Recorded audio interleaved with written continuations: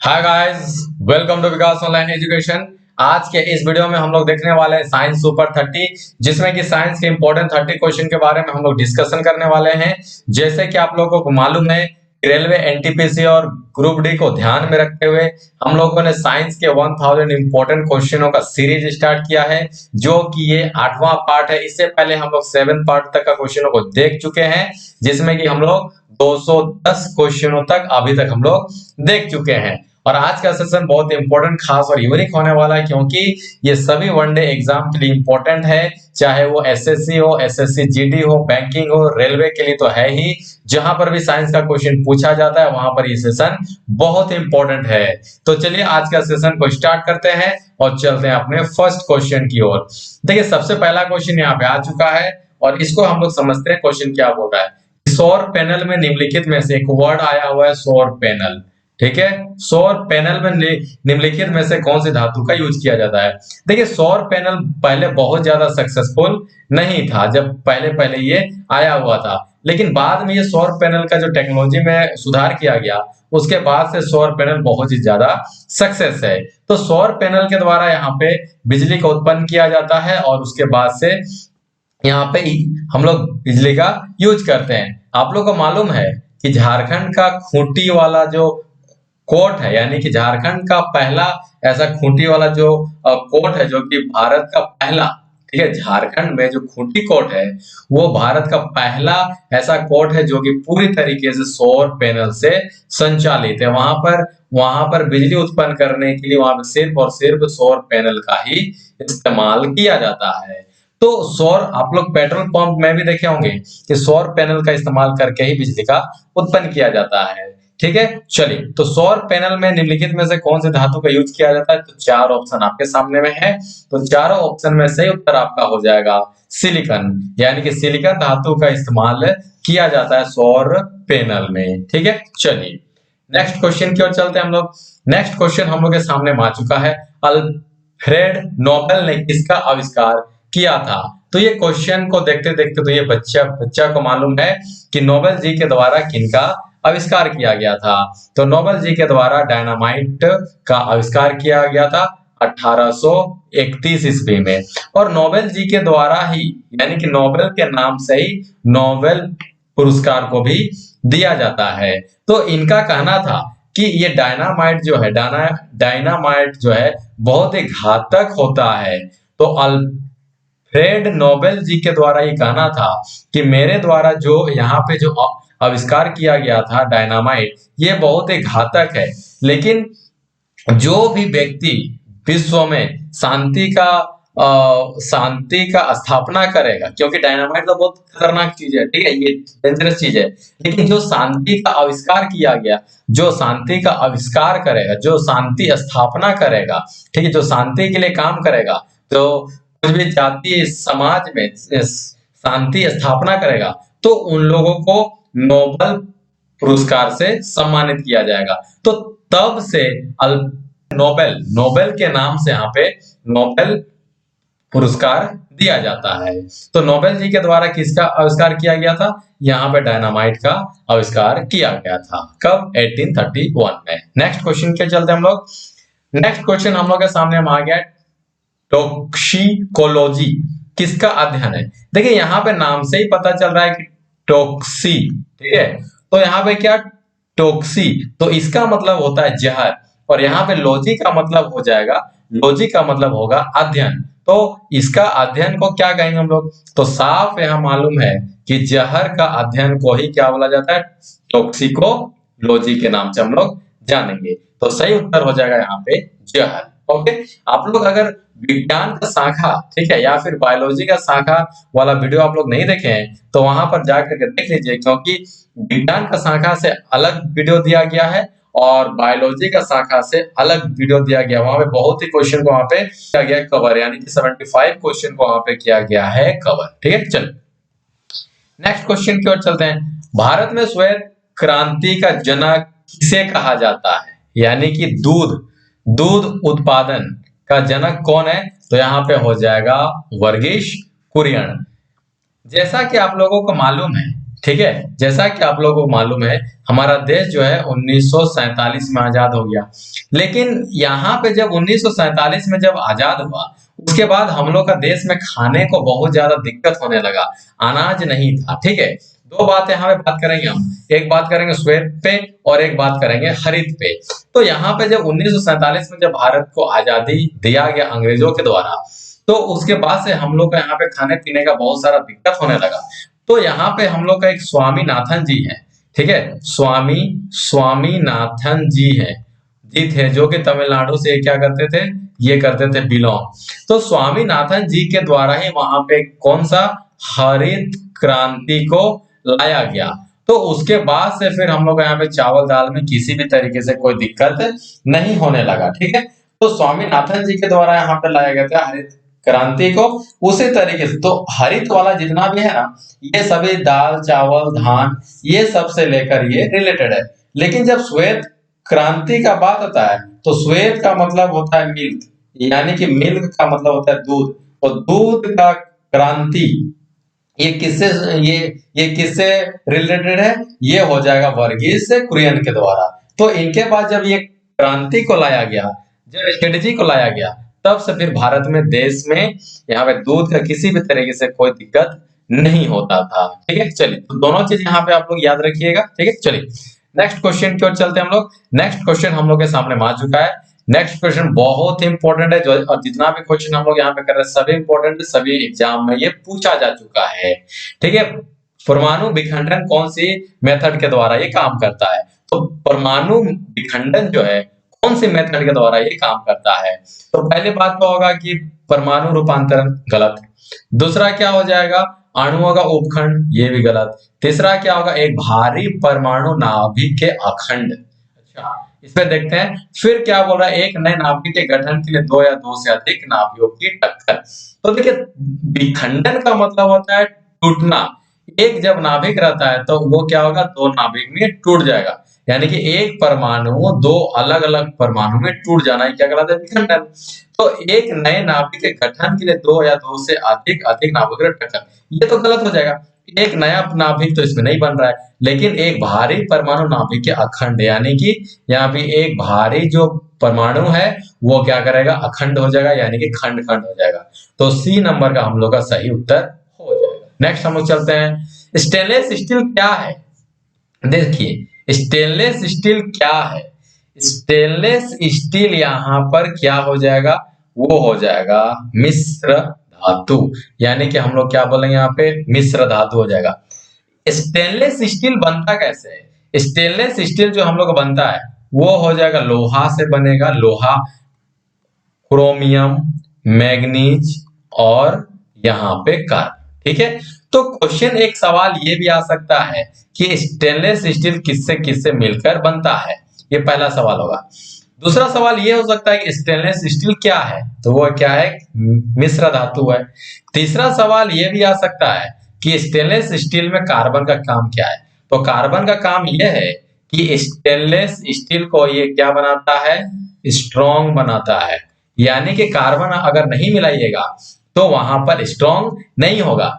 जैसे कि क्या शुद्ध सोना के द्वारा किसी भी ऑर्नामेंट्स, किसी भी ज्वेलरी का, आभूषण का क्या निर्माण किया जा सकता है? नहीं किया जा सकता। कारण क्या है, क्योंकि यहाँ पे जो प्योर गोल्ड होता है वो इतना सॉफ्ट होता है कि उसमें हम लोग कुछ भी नहीं बना सकते हैं। तो 24 कैरेट का गोल्ड में हम लोग 22 कैरेट का ही गोल्ड मिलाते हैं, और 2 कैरेट या तो चांदी रहेगा, ठीक है, या तो यहाँ पे क्या रहेगा, वो या तो आपका रहेगा तांबा रहेगा। तब जाकर के सोना क्या होता है, थोड़ा सा स्ट्रांग होता है, और तब जाकर हम लोग ज्वेलरी का निर्माण कर सकते हैं। उसी तरीके से स्टेनलेस स्टील में भी कार्बन का काम यहाँ पे है कि स्टेनलेस स्टील को स्ट्रॉन्गिविटी देना। ठीक है, चलिए नेक्स्ट क्वेश्चन हम लोग चलते हैं। नेक्स्ट क्वेश्चन हम लोग के सामने आ चुका है, और क्या क्वेश्चन है कि चलती लिफ्ट में व्यक्ति के वजन का क्या असर होगा भाई? तो चलती लिफ्ट में असर कुछ भी नहीं होगा। चलती लिफ्ट में व्यक्ति का वजन है ना, वजन है ये, वजन का क्या असर होगा? तो कुछ भी असर नहीं होगा, यानी कि भार नहीं बदलेगा, यानी भार ये नहीं बदलेगा। बोल रहा है कि चलती लिफ्ट में व्यक्ति का जो वजन है क्या बढ़ेगा, नहीं बढ़ेगा, घटेगा, नहीं होगा, बढ़ेगा भी नहीं, घटेगा भी नहीं, ये भार नहीं बदलेगा। ठीक है, चलिए नेक्स्ट हम लोग क्वेश्चन चलते हैं हम लोग। निम्न में से कौन सा क्षारीय है यानी कि अल्काइन नहीं है। ठीक है, क्षारीय नहीं है, तो चार ऑप्शन आपके सामने में है। तो क्या सोडियम, पोटेशियम, लिथियम और सल्फर, चारों में से आपका वहां पे क्षारीय क्या होगा, नहीं है। तो वहां पे हम लोग का क्षारीय क्या हो जाएगा, सल्फर नहीं है। आप लोग यहाँ पे देख लीजिएगा कि सोडियम भी क्षारीय है, पोटेशियम भी क्षारीय है, लिथियम भी क्षारीय है, लेकिन सल्फर आपका वहां पे क्षारीय नहीं है। और सल्फर का परमाणु संख्या 16 यानी कि 2, 8 और ये 6, तो ये क्षारीय कहां से आएगा। ये पोटेशियम का हो जाता है आपका कितना, सोडियम का हो जाएगा 11 और ये हो जाएगा आपका 19। तो ये इस तरीके से 2, 8, ठीक है, 8 और ये 1, तो वहां पे आपका देख लीजिएगा। ठीक है, और इसका भी कितना हो जाएगा 2, 8 और 1। तो देख रहे हैं ये अंतिम कक्षा में कितना हो रहा है, 1 हो रहा है, इसका भी 1 हो रहा है, लेकिन इसका कितना हो रहा है, 6 हो रहा है। तो सल्फर यहाँ पे क्या होगा, अल्काइन ग्रुप में नहीं है। ठीक है, अल्काइन ग्रुप में नहीं है। चलिए नेक्स्ट हम लोग क्वेश्चन चलते हैं। बारूद में मुख्य रूप से क्या होता है। तो बारूद में मुख्य रूप से हम लोग के सामने में क्या हो जाएगा, वो हो जाएगा पोटेशियम सल्फेट, यानी कि बारूद में क्या होगा, पोटेशियम सल्फेट होगा। नेक्स्ट क्वेश्चन पे चलते हैं हम लोग। निम्नलिखित में से कौन सा विद्युत का सुचालक नहीं है। देखिए चीनी, मिट्टी के बर्तन, ये तो सुचालक नहीं भैया। ठीक है, नेक्स्ट हम लोग चलते हैं। एल्युमिनियम, उसके बाद टंगस्टन और ये होगा निकल। तो मिट्टी का बर्तन, चीनी मिट्टी का बर्तन क्या हो जाएगा, सुचालक नहीं होगा। इसीलिए आप लोग देखिएगा बिजली का खंभा में, बिजली का खंभा में चीनी मिट्टी का ही इस्तेमाल किया जाता है। वहां पे देखिएगा ना इस तरीके से, जैसे ये तार हुआ, बिजली का खंभा हुआ ना, तो बिजली का खंभा में इस टाइप से वहां पे रहता है और इतना बड़ा बड़ा वहां पे क्या निकला रहता है, चीनी मिट्टी, और यही ये होता है बिजली का सुचालक, सॉरी कुचालक, यानी विद्युत का सुचालक नहीं होता है, इसीलिए उसको वहां पे लगाया जाता है बात में। चलिए नेक्स्ट हम लोग चलते हैं। पनडुब्बियों को ट्रैक करने के लिए किसका उपयोग किया जाता है, यानी कि ये है पानी, समुद्र। ठीक है, तो समुद्र के अंदर में जो है पनडुब्बी, तो मान लीजिए कि समुद्र के अंदर में हमारा दुश्मन का जहाज यहाँ पे आ रहा है। ठीक है, तो इस चीज को जानकारी लेने के लिए हम लोग यहाँ पे किसका इस्तेमाल करेंगे, इसका इस्तेमाल करने वाले हम लोग सोनार का। ठीक है, सोनार का यहाँ पर हम लोग यहाँ पे यूज करने वाले, किसको देखने के लिए, पनडुब्बियों को ट्रैक करने के लिए।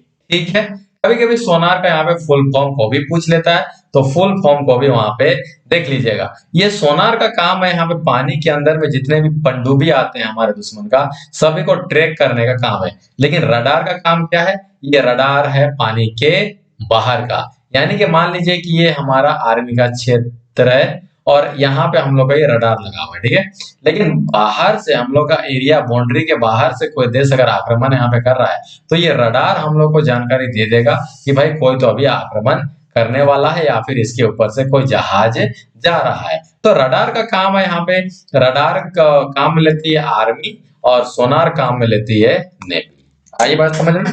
चलिए नेक्स्ट क्वेश्चन पे चलते हैं हम लोग। नेक्स्ट क्वेश्चन हम लोग के सामने में आ चुका है। ब्रेड बनाने में इस्तेमाल किया जाने वाला खमीर क्या है, जो कि आप लोग पावरोटी खाते हैं ना, तो उसमें किसका खमीर का इस्तेमाल किया जाता है। ठीक है, तो चार ऑप्शन आपके सामने में है। ठीक है, तो चारों ऑप्शन में आपका सही उत्तर क्या हो जाएगा, फर्स्ट वाला आंसर सही हो जाएगा। ओके, नेक्स्ट क्वेश्चन की ओर चलते हैं हम लोग।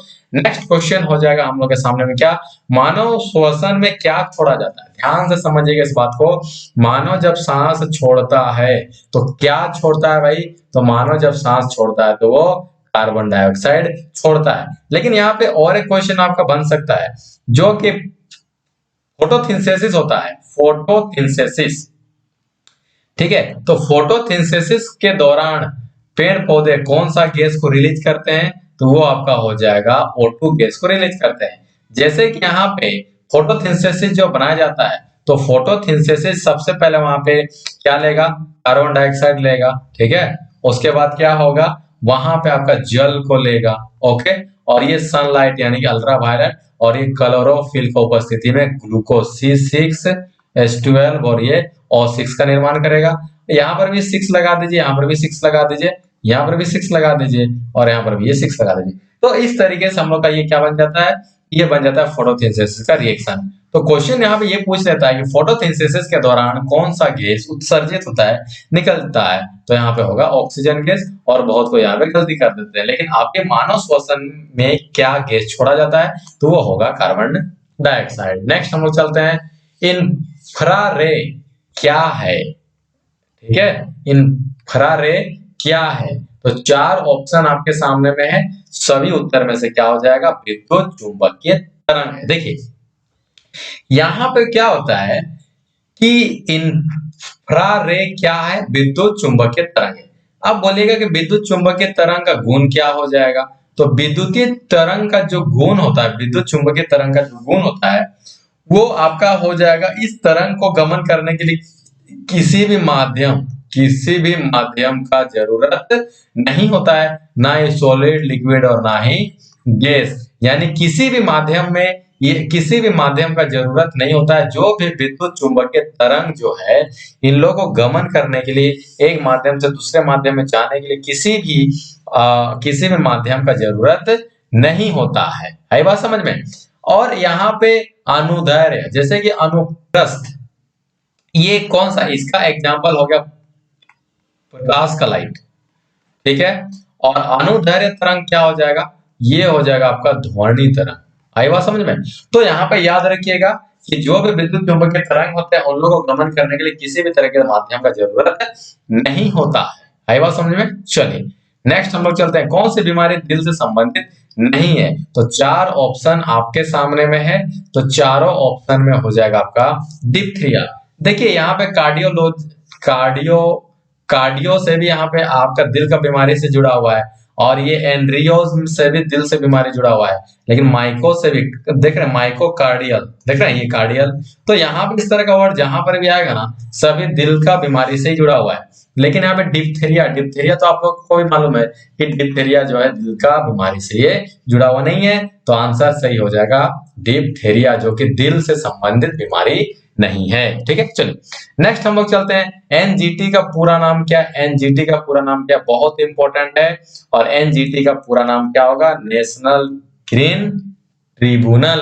ओके, इसको याद रखिएगा। नेक्स्ट हम लोग क्वेश्चन चलते हैं, आमतौर पर वक्रता यानी कि कलर ब्लाइंडनेस जो होता है, जो व्यक्ति कलर को नहीं पहचान पाता है, रंग को नहीं पहचान पाता है, तो वो क्या है, एक तरह का क्या है, एक तरह का क्या है। 4 ऑप्शन आपके सामने में है, तो चारों उत्तर में से सही उत्तर हो जाएगा वो एक तरह का अनुवांशिक क्रिया है।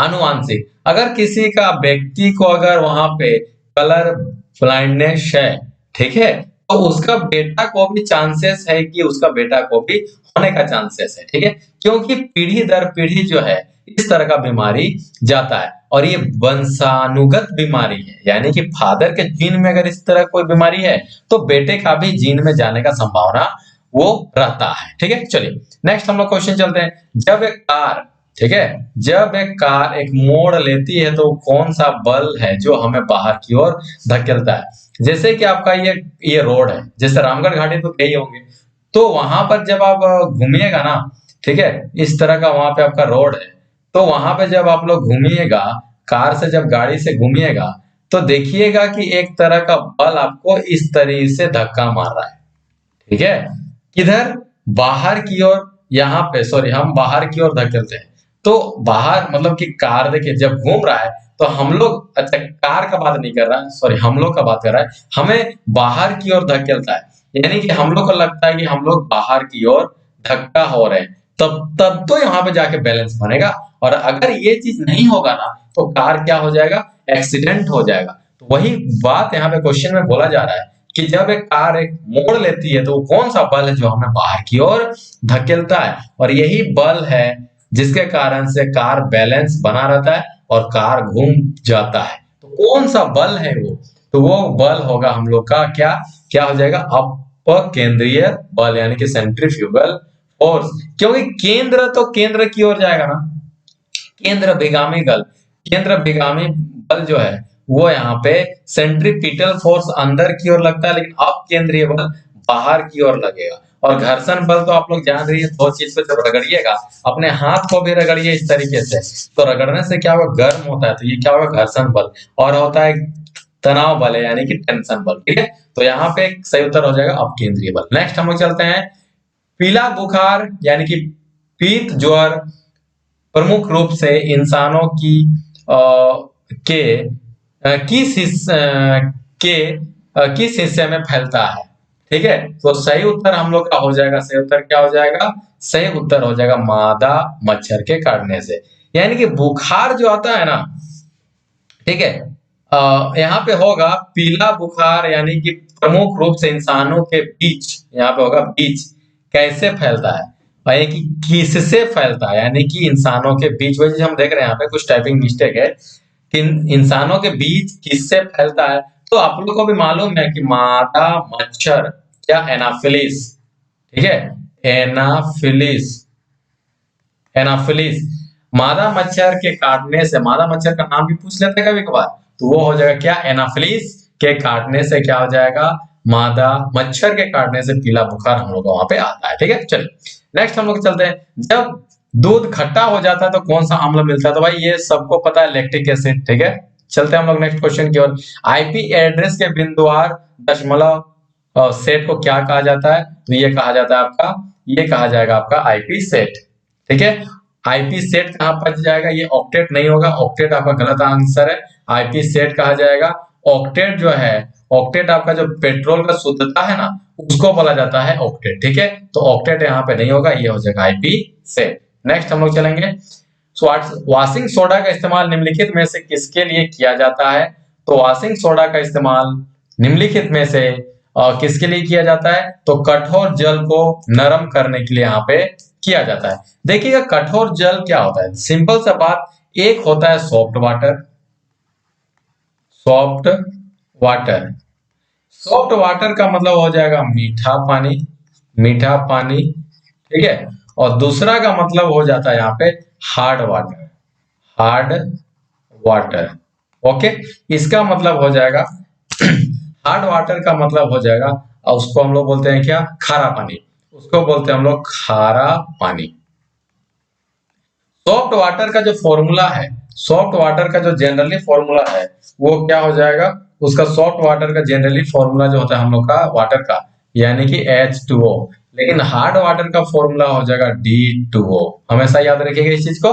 ठीक है, तो सॉफ्ट वाटर तो नॉर्मली आप लोग जानते ही जानते हैं। हार्ड वाटर क्या होता है, देखिएगा जिस पानी में कपड़ा साफ नहीं होगा, जिस पानी में दाल नहीं पकेगा, जिस पानी में साबुन का फेन नहीं आएगा, फेन बोले तो झाग, तो वो सब सभी क्या होता है, वहां पे हार्ड वाटर होता है। तो हार्ड वाटर के अंदर में क्या ऐसा चीज रहता है जो कि वो हार्ड वाटर होता है, यानी खारा पानी होता है, तो उसमें होता है कैल्शियम आयन। ठीक है, तो यही कैल्शियम आयन जो होता है ना, तो यही कैल्शियम आयन जो होता है ना, वो उसके उपस्थिति के कारण वो हार्ड वाटर बन जाता है। ठीक है, और जब आपका साबुन क्या होता है, साबुन आपका होता है सोडियम आयन। ठीक है, सोडियम आयन, तो सोडियम आयन, सोडियम आयन जब होता है वहां पे, ठीक है, तो जब सोडियम को जब पानी में मिलाएगा, सोडियम आयन क्या होता है, साबुन में होता है। ठीक है, तो साबुन को जब पानी में मिलाएगा तो यहाँ पर देखिए ये भी पॉजिटिव, ये भी पॉजिटिव, क्या रिएक्शन कर पाएगा, नहीं कर पाएगा, तो इन लोग सही से वहां पे काम नहीं कर पाता और झाग नहीं बन पाता है। लेकिन इसी चीज को जब इसको आप हटाइएगा, कैल्शियम आयन को हटाने के लिए किसका इस्तेमाल किया जाता है, तो वो किया जाता है वॉशिंग सोडा, यानी कि वॉशिंग सोडा। ठीक है, Na2CO2 वो आपका हो जाएगा 10H2O।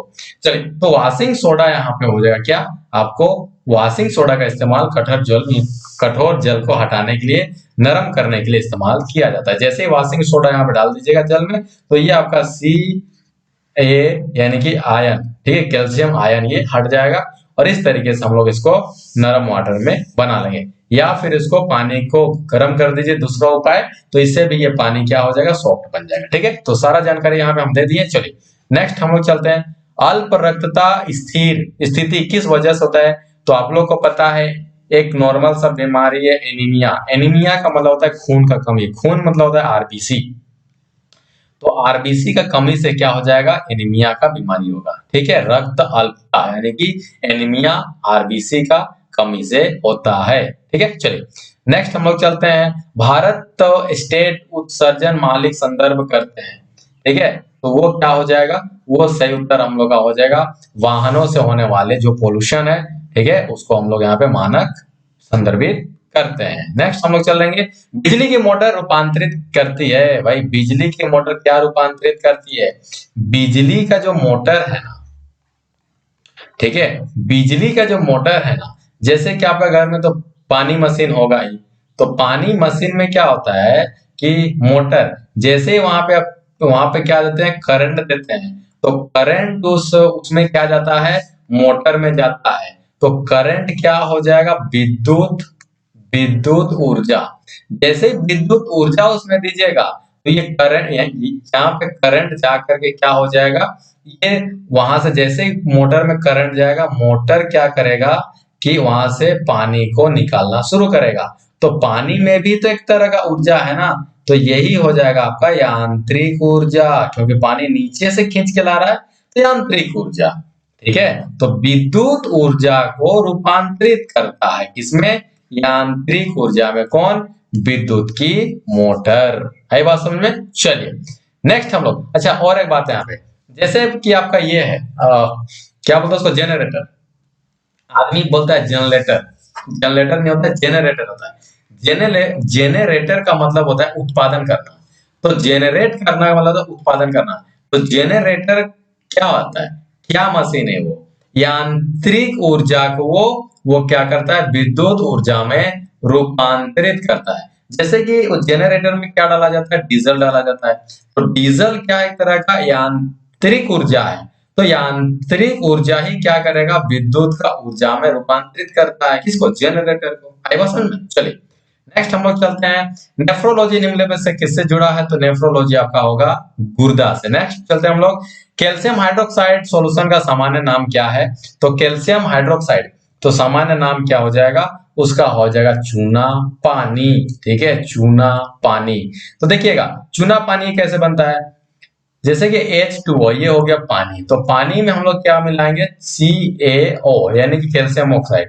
तो जैसे ही इसको दोनों का रिएक्शन कराएंगे, तो CaOH और ये 2 बन जाएगा। ठीक है, तो यही हो जाएगा हम लोग का कैल्शियम हाइड्रोक्साइड।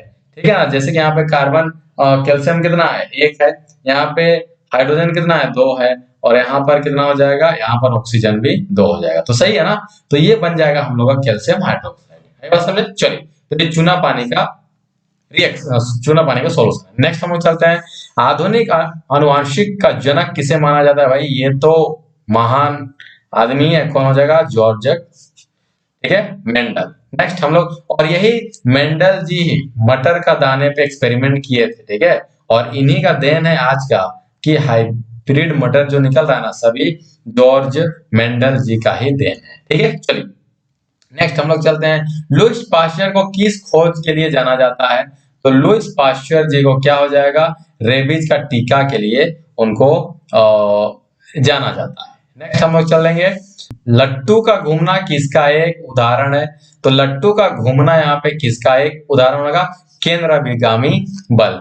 जैसे कि यहाँ पे लट्टू है, ठीक है, ये आपका एक क्या हो जाएगा, लट्टू हो जाएगा, लट्टू हो जाएगा ये लट्टू। तो केंद्राभिगामी ये हमेशा देखिएगा ऐसे घूमता है, ऐसे घूमता है। ठीक है, देख रहे हैं ना, ये हमेशा ऐसे घूमेगा, ये हमेशा ऐसे घुमाए, केंद्राभिगामी बल का ही ये लट्टू का एग्जाम्पल। तो आज का सेशन को हम लोग यहीं तक रखते हैं। ठीक है, वीडियो का अच्छा लगा जरूर कमेंट बॉक्स में लिखिए, और आप हमारा टेलीग्राम ग्रुप में भी ज्वाइन कर सकते हैं। उसके लिए सर्च करना होगा विकास ऑनलाइन एजुकेशन, वहां पर ज्वाइन का ऑप्शन आएगा, आप लोग को ज्वाइन कर जाना है। ठीक है, तो आज का वीडियो कैसा लगा कमेंट बॉक्स में जरूर लिखिए। वीडियो अच्छा लगा होगा एक लाइक जरूर कर दीजिए, दोस्तों तक ज्यादा से ज्यादा शेयर कर दीजिए, और चैनल में आए हैं तो सब्सक्राइब कर लीजिए। ठीक है, तो चलिए मिलते हैं नेक्स्ट वीडियो में। जय हिंद, जय भारत, तब तक के लिए